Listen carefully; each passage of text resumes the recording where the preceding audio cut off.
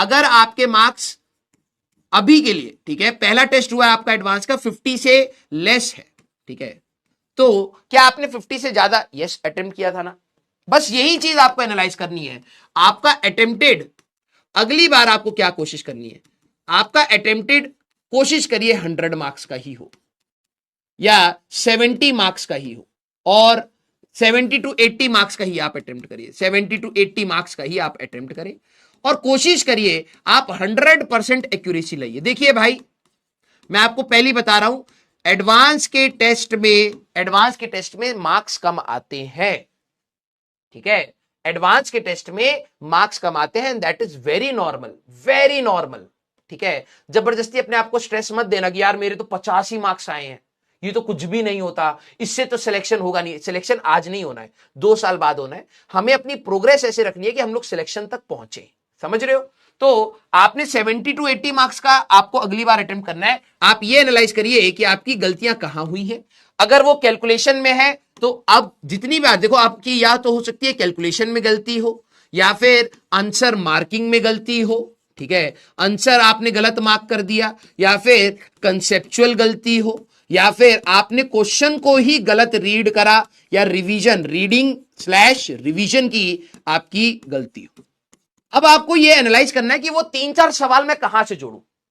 देखो, आपको जिनके मार्क्स 50 से कम है, आपने डेफिनेटली 50 से ज्यादा का अटेम्प्ट किया है, वो क्यों गलत हुआ उस पर नजर रखो।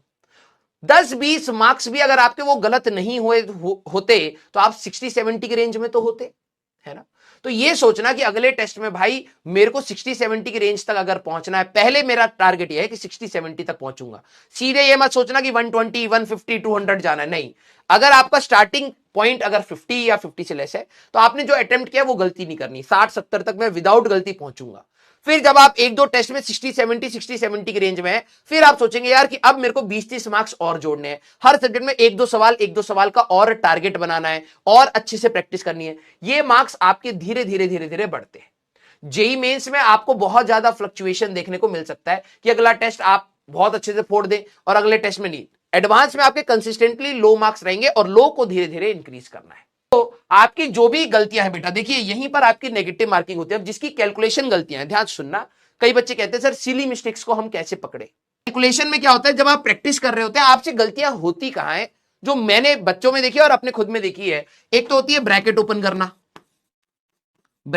करना, फिर आपकी हो जाती है क्रॉस मल्टीप्लीकेशन में, ठीक है, क्रॉस मल्टीप्लाई करा, रेशियो गलत ले लिया, ठीक है, फिर इक्वल टू के इस साइड से इस साइड ले जाके साइन चेंज नहीं करा, ये वाली गलतियां होती है। और सिंपली एडिशन 2+2 या 3+2 को 5 लिखना था, आपने मल्टीप्लाई कर दिया। बहुत बेसिक मैथमेटिक्स की गलती होती है, बेसिक मैथ्स, ये आपकी कैलकुलेशन में एरर होती है, हाँ या ना? यस, मैं आपको बता रहा हूं। अब देखो, थोड़ा सा ओरिएंटेशन में टाइम लगेगा, लेकिन इसको कैसे इंप्रूव करना है आगे वाले टेस्ट में, कैसे हम लोग देखें, आप एनालाइज करेंगे तो कहीं ना कहीं यही गलतियां होती है कि आपने रेशियो गलत ले लिया। सर मेरे को A1/A2 का रेशियो निकालना था, मैंने A2/A1 का रेशियो निकाल करके मार्क कर दिया। और आप इस पर अपने आप को कोसिएगा मत, मैं लिटरली बता रहा हूं, ये गलतियां हमसे भी होती है एज बीइंग अ टीचर, ये स्टूडेंट से भी होती है। वो एग्जाम में कई बार क्या होता है कि प्रेशर बोलिए या टेम्परामेंट बोलिए मैच नहीं करता, उसकी वजह से गड़बड़ होती है। और ये आप मेहनत करेंगे तो हो सकता है फाइनल एग्जाम में भी हो ही जाए। कोशिश ये कर सकते हैं इसको हम मिनिमाइज कर ले। मिनिमाइज, सर ये खत्म कैसे होंगी ये बवाल? ये खत्म होगी जब आप प्रैक्टिस कर रहे हैं। मेरे वर्ड को सुनना, जब आप प्रैक्टिस कर रहे हैं ना, जब आप प्रैक्टिस कर रहे हैं तो आप अपने क्वेश्चन को ना फुल सॉल्व करिए। आप ये मत सोचिए मैं स्टेप्स मिस करूंगा, फुल स्टेप्स लिख के सॉल्व करिए। मैंने इससे इंप्रूव होते हुए देखा है बच्चों को, फुल स्टेप्स लिखिए। सर इसमें तो टाइम ज्यादा लगता है, तो भाई तू गलत आंसर निकालने से बेटर है कि तू समय ज्यादा ले ले। भाई तू 5 क्वेश्चन की जगह 3 सवाल कर, लेकिन 3 ढंग से सवाल सॉल्व कर, क्योंकि एग्जाम में भी वही एटीट्यूड तू लेके जाता है, तू ज्यादा क्वेश्चन पर जा रहा है और नेगेटिव खा के आ जा रहा है। तो पहले हमें अपने नेगेटिव को कंट्रोल करना है, ठीक है? तो फुल स्टेप से करिए। जब आपका क्रॉस मल्टीप्लाई में आपको दिक्कत लग रही है तो एक स्टेप बढ़ा दीजिए भाई, एक स्टेप बढ़ा दीजिए। ब्रैकेट में अगर गलती लग रही है तो ब्रैकेट डायरेक्टली ओपन ना करके एक स्टेप बढ़ा करके आप अपने सॉल्व करिए, और धीरे धीरे प्रैक्टिस के साथ आपको ये क्लियर होगा। आंसर मार्क करने में लिए 2 स्टेप वेरिफिकेशन कर लीजिए। यार जब आपको पता है कि आप आंसर गलत मार्क करते हैं ठीक है, अगर आपको पता है कि सर मेरे से गलती हो जाती है, कई बार मैं जल्दबाजी में ऑप्शन ए सेलेक्ट करना था, मैंने डी सेलेक्ट कर लिया, देखा सिमिलर सिमिलर से लग रहे थे, मैंने रीड नहीं करा। Two step verification, two step में मतलब पहले आप आंसर को लिख लीजिए, इसका आंसर ए होगा। फिर जब आप सेकंड राउंड में जब एक बार आएंगे, तब आप एक बार उन क्वेश्चंस को जरूर देखिए कि आपने ओएमआर या फिर आंसर जो मार्क करा है, क्या वही मार्क करा है या नहीं करा है, तो 2 बार इसको वो देखिए। कंसेप्ट, अब बात यह है, कंसेप्ट आपकी क्लास और प्रैक्टिस से आएगा। क्लास में ध्यान से सुनिए, जो क्लास में क्वेश्चन कराए जा रहे हैं उन सवाल को डिकोड कैसे कर रहा है टीचर। कई बच्चे क्या करते हैं, सीधे जाते हैं, सवाल करा दो सर। नहीं बेटा, ऐसे नहीं होती तैयारी, मैं लिटरली बता रहा हूं। खतरनाक सवाल तेरे परखच्चे उड़ा देंगे, उनकी लैंग्वेज तुम डिकोड नहीं कर पाओगे। सवाल टफ हो या ना हो, तुम लैंग्वेज ही डिकोड नहीं कर पाओगे, तुम पहली लाइन नहीं लिख पाओगे उस सवाल की। तो आपको क्या करना है, जब क्लास में पढ़ाया जा रहा है, फुल कंसंट्रेशन से सुनिए, कौन से टीचर कौन से वर्ड से सवाल को सॉल्व करना स्टार्ट कर रहा है। जैसे मान लीजिए मेरे पास 5 स्टेटमेंट्स आ गए, तो मैं 5 स्टेटमेंट में कौन से वर्ड को पकड़ रहा हूं और उससे अपना क्वेश्चन स्टार्ट कर रहा हूं। यह ढूंढना क्लास में टीचर के साथ है, और फिर उसी के ऊपर आप प्रैक्टिस करेंगे, ठीक है। अब रीडिंग एंड रिवीजन, ये भी वही प्रैक्टिस के साथ ही हमारे पास एसोसिएटेड है। 52, मैं बोल रहा हूं 50 to 100 वाले मार्क्स वाले जो बच्चे हैं, आप भी 3 सवाल और ऐड करने की कोशिश करेंगे, अपने नेगेटिव को कंट्रोल करें। 100+ इज गुड स्टार्ट मैं ये कह सकता हूं, लेकिन यस, इस मतलब इतना नहीं है कि आपको बहुत अच्छा कॉलेज मिलेगा अगर ऐसी स्कोर रहा तो। हर का एक स्कोप है, ठीक है। 2-3 सवाल और अगली बार के उसमें आपको सही करने हैं, ठीक। किसी ने अगर चीटिंग करी भी तो वो उसकी प्रॉब्लम है, तेरे को रैंक से मतलब नहीं है, तेरे को अपने मार्क्स से मतलब है। भाई देखो, इन टेस्ट में ना, मैं आप सभी लोगों को बोल रहा हूं, देखो आप प्रैक्टिकल सोचिए बेटा, आप छोटे बच्चे हैं और मैं आपको वही चीज बता रहा हूं जिस चीज से आपको इंपैक्ट होना चाहिए। टेस्ट में आपके मार्क्स से इंपैक्ट होना चाहिए। आप ईमानदारी से टेस्ट दीजिए, और अगर आपके ईमानदारी से 120 मार्क बन रहे हैं, तो आप ये सोचिए कि यार इस 120 को मैं कैसे इंप्रूव करूं। आपको इससे मतलब ही नहीं है आपकी 1 लाख रैंक आए, 2 लाख रैंक आए, आप अपना बेस्ट दीजिए और बेस्ट को भी इंप्रूव करने की कोशिश करिए, ये आपके हाथ में है। अगर आपको लग रहा है कि सर दूसरे बच्चों ने तो आंसर रटे हुए हैं, या कुछ भी जो भी आपके दिमाग में ख्याली पुलाव आ रहे हैं, उसको फॉर द टाइम बिंग हटा दो, क्योंकि अगर आप अपनी एक्स अमाउंट ऑफ एनर्जी को x/2 उनको दे दोगे तो आप पढ़ाई नहीं कर पाओगे। फाइनल एग्जाम में चीटिंग नहीं, फाइनल एग्जाम में आंसर बोलेंगे भाई, जो आंसर तक पहुंचेगा वही कॉलेज तक पहुंचेगा, सीधी सी बात ये है, ठीक है। अगर आपको दिन भर बैठ के उनको चीटर्स या कुछ भी बोलने का अगर आपके पास समय है, तो आपके पास ये भी समय है कि आप अपना पढ़ाई करें और आप आगे बढ़े, ठीक है। तो मेरे को इससे मैटर ही नहीं करता कि दूसरे बच्चे चीटिंग कर रहे हैं या नहीं कर रहे हैं। जो सीरियस बच्चा है वो अपने मार्क्स को एनालाइज कर रहा है और आगे बढ़ रहा है या नहीं बढ़ रहा है, वही सारी चीजें होती है। जब हम लोग भी अपनी तैयारी कर रहे थे बेटा, मैंने एक बार नहीं सोचा कि दूसरे बच्चे जो मेरे से आगे हैं क्या वो चीटिंग करके आगे जा रहे हैं। मैंने कभी एनर्जी लगाई नहीं, मैंने देखा भाई मेरे मार्क्स इतने आ रहे हैं, इस मार्क्स को और बेटर कैसे कर सकता हूं, और कौन से टॉपिक्स में समझ सकता हूं, और कौन सी प्रैक्टिस में कर सकता हूं, मैंने बस यही सोचा। और अगर आप सिर्फ इतनी एनर्जी लगा रहे हैं, मैं लिटरली बता रहा हूं, जो जेई की जर्नी आपकी फ्रस्ट्रेशन वाली होती है वो कम हो जाएगी, क्योंकि आप सारी एनर्जी अपने पर लगा रहे हो, आप अपने मार्क्स को इंक्रीज कर रहे हो। उससे मतलब ही नहीं कि भाई मेरी इंक्रीज करने के बाद भी सर 40,000 आई, तो भाई तू क्या कर सकता है बता।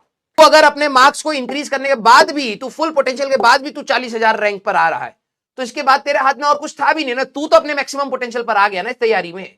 इससे ज्यादा तो तू कर नहीं सकता है। अब तू दूसरे को थोड़ा ना पुल डाउन करेगा कि भाई तू 40,000 मत ला, ऐसा नहीं होता बेटा, ठीक है। तुम्हारे हाथ में तुम्हारा प्रोग्रेस है, और तुम्हारा प्रोग्रेस तुम्हारी मेहनत डिसाइड करती है, ठीक है। अपनी एनर्जी को सिर्फ अपने ऊपर लगाओ, देखो कि क्या गलतियां हुई हैं, उन गलतियों को मत दोहराओ, और कॉन्शियसली अपने आप को एग्जाम में बोला करो, भाई मैं क्रॉस मल्टीप्लाई में गलती करता हूं, मैं रेशियो लेने में गलती करता हूं, मैं ब्रैकेट ओपन करने में गलती करता हूं, मैं क्वेश्चन को कंप्लीट रीड ना करके पहले ही सॉल्व करना स्टार्ट कर देता हूं, ये मेरी गलतियां इस बार मैं नहीं दोहराऊंगा। और आप जब ये बार बार टेस्ट में करेंगे, तभी आप फाइनल एग्जाम के लिए तैयार हो पाएंगे। आप में से कई सारे ऐसे बच्चे होंगे जो टेस्ट नहीं देना चाहेंगे because of backlog and revision. मैं एक बहुत कड़वी बात बोलना चाह रहा हूं, ठीक है, आपको दुख होगा, लेकिन अच्छे टाइम पर आप समझ सकें तो अच्छी बात है। आप जिस दिन फाइनल एग्जाम में भी बैठेंगे ना बेटा, उस दिन भी आप रिवाइज पूरा नहीं कर पाएंगे, उस दिन भी आपका कुछ ना कुछ छूटा होगा।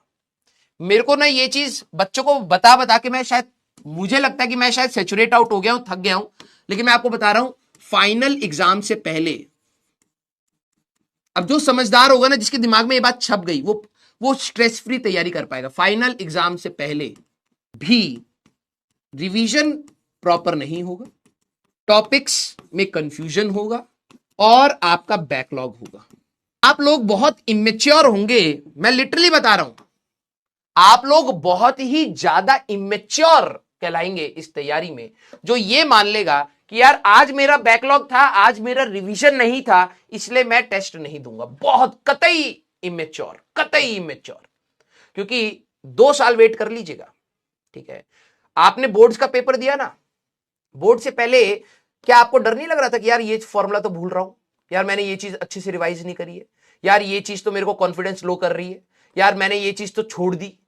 आखिरी मोमेंट तक आपके साथ होगा। अगर 10वीं का सिलेबस जो ये मात्र है ना, उसमें अगर आपको 0.1% भी फीलिंग आ गई थी एग्जाम से पहले कि यार मेरा ना मैं चीजें भूल रहा हूं, मेरे को रिवाइज नहीं हुई है, तो गारंटेड है JEE advance and JEE main से पहले आपके अंदर ये फीलिंग बहुत भयंकर होगी कि यार मैंने तो इतनी सारी चीजें पढ़ी है, इतने सारे सेंटर ऑफ मास, इतने सारे मोमेंट ऑफ इनर्शिया, इतने सारे फॉर्मूला, केमिस्ट्री में, इनऑर्गेनिक में, ऑर्गेनिक में रिएजेंट्स, मैथ्स में फॉर्मूले, एक्सपेंशन, ये वो मेरे को कंफ्यूजन हो रही है। ऑब्वियस है भाई, गधे, ऑब्वियस है ये। और तू अगर इसी बहाने के चक्कर में टेस्ट नहीं देगा ना, तो मैं लिटरली बता रहा हूं, तू इस फियर को एग्जाम में पकड़ नहीं पाएगा। वो इतना डोमिनेट कर देगा ना, तेरे से सवाल नहीं हिलेंगे, आते हुए सवाल नहीं हिलेंगे। ये एग्जाम का one of the main reason ये होता है कि आप अपने फियर ऑफ एग्जाम को कंट्रोल करें। आपके ये प्रॉब्लम्स फाइनल, तुम चाहे जितना पढ़ लो भाई, एग्जाम से पहले आपका कॉन्फिडेंस कहीं ना कहीं डगमगा रहा होगा। जब तक पहला सवाल आपके आंखों के सामने नहीं आएगा, तब तक आपके अंदर कंफर्ट नहीं आता। और अगर आपकी रिवीजन, आप इसको क्या कर सकते हैं, इसको आप मिनिमाइज कर सकते हैं, खत्म नहीं कर सकते। ये हो सकता है कि आपका बैकलॉग में 1-2 चैप्टर हो, ये हो सकता है आपका बैकलॉग में 1-2 टॉपिक हो, जीरो होगा ही नहीं, गारंटेड लिखवा लो तुम, गारंटेड। जो इवन टॉपर भी होता है ना, उसको भी एग्जाम से पहले फियर होता है कि यार ये कहीं मैं भूल तो नहीं रहा, यार ये वाली चीज मेरे को इरिटेट कर रही है, उसमें क्या था, क्या अप्रोच लगा, ये सब में होता है भाई। तुम इसको सिर्फ मिनिमाइज कर सकते हो, और मिनिमाइज करने का तरीका यही है कि आप टेस्ट को सीरियस लो। आप टारगेट लीजिए कि अगला टेस्ट हमारा जो है, क्योंकि मैं आप सभी लोगों को बता रहा हूं बेटा, अब जिन लोगों का बैकलॉग है ना, आप लोग बैकलॉग में ही फंसे रहोगे, गारंटी लिखवा रहा हूं। अगर आपके अंदर ये एटीट्यूड नहीं है कि यार मेरा अगला टेस्ट किसका है, तुम्हारे लिए तो ये हो रहा है हर दिन 2 क्लास जुड़ रही है सर, मेरे तो सर 27 लेक्चर का बैकलॉग है, मैं क्या करूं। अगला टेस्ट टारगेट ले। अगला टेस्ट तेरा अगर मान ले 5 अगस्त को है, for example I am saying 5 अगस्त को है, ठीक है, टॉपिक देख के आ रहे हैं, और उस टेस्ट तक कोशिश कर कि तू अपना बैकलॉग मिनिमाइज करे, टारगेट ले भाई। वरना तू रोज, तेरे पे 2 लेक्चर चढ़ रहे हैं, तू रोज 2 कोशिश कर रहा है पढ़ने की, 3 कोशिश कर रहा है, ये हमेशा तेरे को डिमोटिवेट ही करेगा। टारगेट ले कि अगला टेस्ट जो भी है उससे पहले मैं जितना कर सकता हूं उतना करूंगा।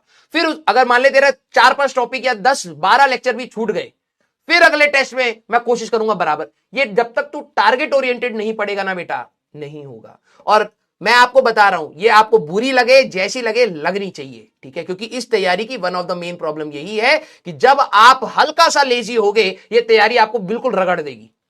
आपके पास हल्की सी भी फ्रीडम नहीं है कि आप थोड़ा सा जोन आउट करके ये सोचे आज ये कर लेता हूं, जब आपको पता है कि आपने पीछे रायता फैला रखा है। अगर आपने रायता नहीं फैलाया, आप ये समझ चुके कि हाँ मैक्सिमम चीजें कर चुका हूं, आपको रेस्ट लेना, आप रेस्ट लीजिए, आपको खेलना आप खेलिए, आपको घूमना है घूमिए। लेकिन अगर आपने पीछे रायता फैला रखा है और फिर भी आप ये कर रहे हैं, believe me at the end आप अकेले खड़े रहेंगे उस प्रॉब्लम के साथ। क्योंकि टीचर आपको 2 साल एक ही बात बोल रहा है कि कोशिश करके खत्म कर उसको भाई। लेकिन अगर तेरे कान में जू नहीं रेंग रही है ना, तो आखिरी एग्जाम से पहले 1 दिन पहले ना तू कुछ भी देख ले भाई, तू 1 शॉट देख ले, कुछ भी देख ले, तेरे को कॉन्फिडेंस आएगा ही नहीं। क्योंकि लास्ट डे पर तेरा कॉन्फिडेंस ना डगमगाएगा ही डगमगाएगा। क्योंकि तेरे 2 साल की कामचोरी तेरे सामने होगी ना यार। अगर तू 2 साल मेहनत करेगा ना, कॉन्फिडेंस कम होगा, लेकिन फिर भी तू अपने आप को ये मना रहा होगा यार, करा है ना, देख लेंगे। समझ रहा है? तो आप सभी लोगों के लिए मैं वही बोलूंगा कि प्लीज बी प्रैक्टिकल। जो बच्चे दिन भर बैकलॉग रो रहे हैं ना बेटा, इसका सोल्यूशन मतलब मन करता पकड़ के लपड़ मार दूं मैं तेरे को। तू मेरे सामने होता तो मैं तेरे को क्या कुछ नया बताता। या फिर तू सोच कि तेरा कंप्लीट हो रखा है बैकलॉग, तेरा कोई बैकलॉग नहीं है, तेरा कोई दोस्त है वो कह रहा है भाई मेरे 10 चैप्टर छूटे पड़े, क्या करूं। तू क्या बोलेगा? तू यही तो बोलेगा ना भाई पढ़ ले, ये बकैती वाला टाइम हटा और पढ़ ले, यही बोलेगा। यही मैं बोल सकता हूं। अब देख 2 तरीके की तैयारी है, या तो एक ढकोसले वाली तैयारी कर। ढकोसले वाली, सर मैंने सारे ना पीडीएफ वो डाउनलोड कर लिए, मैंने रीड कर लिया, मैंने लेक्चर को 2x पे देख लिया, हो गया मेरा। इससे कुछ नहीं होगा। 1 महीने बाद चैप्टर गुम, बिल्कुल सपाट होगा भाई, इतनी डिटेल में हम लोग पढ़ाई कर रहे हैं।